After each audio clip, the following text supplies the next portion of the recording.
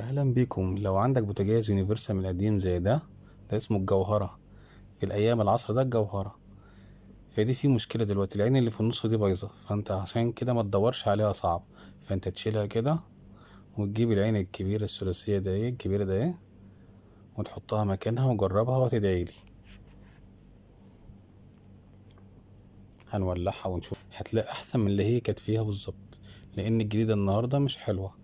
فدي نصيحة لإخواننا اللي هم اللي عندهم بوتاجازات اللي هي حماتك ومامتك، وبوتاجاز القديم اللي بتاع الشغل والهرس، هتلاقيها واحدة زي دي. ما تجيبلهاش العين زي اللي كانت موجودة، لأن مش هتلاقيه زيها، أو اللي موجودة زيها مش حلو. وهو لك اتنين مع بعض اهوت، وتشوف دي وتشوف دي. وهنجرب اللي في النص ونشوفها. فهي نارها مش حلوة خالص وطايرة.